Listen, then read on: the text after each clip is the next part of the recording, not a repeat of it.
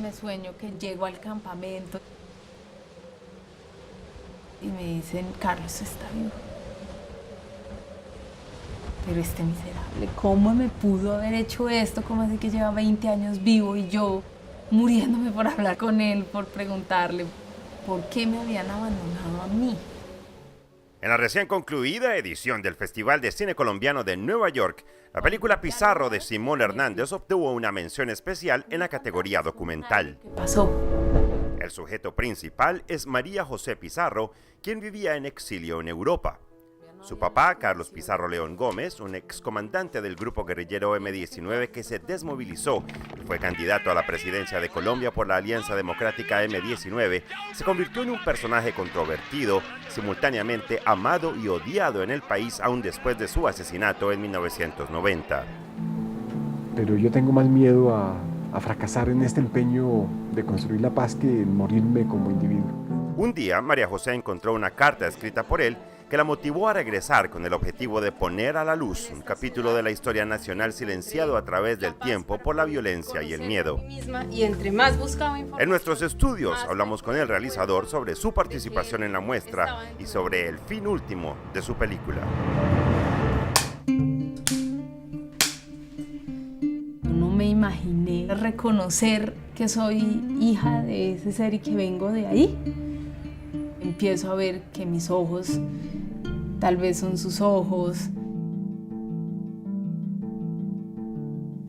¿Qué tal? Y saludos desde Nueva York. Simón Hernández es el director de Pizarro, un documental que acaba de participar en la recién concluida edición del Festival de Cine Colombiano de Nueva York y está hoy con nosotros. ¿Cómo estás? Hola, ¿qué tal?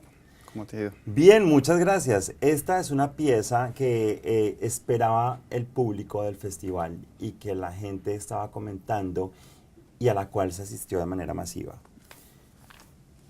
Esta participación en Nueva York y este reconocimiento y estas ganas que tenía la gente de verla, ¿cómo se traduce en términos de una victoria laboral o cultural o artística para ti? Pues mira que ha sido muy interesante como el proceso de la película, porque duramos pues muchísimos años como en la producción y después en la parte del lanzamiento y internacionalmente la película ha tenido como un recorrido muy valioso.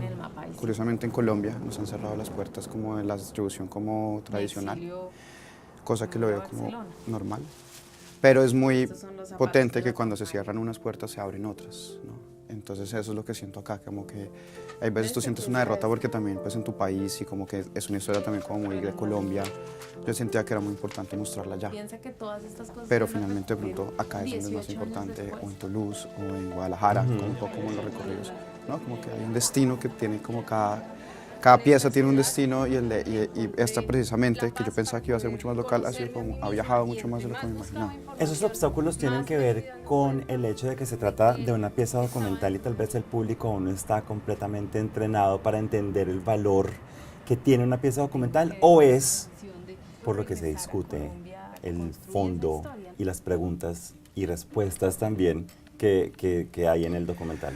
Yo creo que ahora en Colombia hay como una apertura como a nuevas maneras de mirar. Se está tratando de abrir como a un mercado local, películas colombianas, documentales. Sorpresivamente muchos documentales como Carta una sombra de Miguel Salazar estuvo en Cine Colombia, hizo llenos, varios, ¿no? Que eso en Colombia eso nunca pasa. Pero lo que yo creo que sucede es un poco lo segundo, como que es un tema espinoso y como que es un tema que no... O sea, yo creo que el valor de la película como que hicimos fue desenterrar una historia totalmente olvidada y una historia como, a mi manera de ver, como muy importante y que por el proceso actual por el que está pasando en nuestro país, que es el proceso de paz, es la transformación de la sociedad, como una sociedad que se confronta a una sociedad como que dialoga y se da la mano y como de apertura.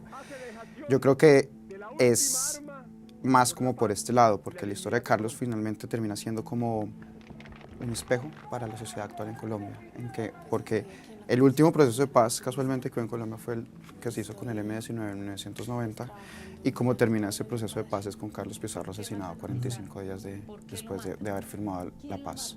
¿De algún modo existe como una conciencia de vergüenza nacional con respecto a ese episodio de la historia colombiana? Yo creo que sí.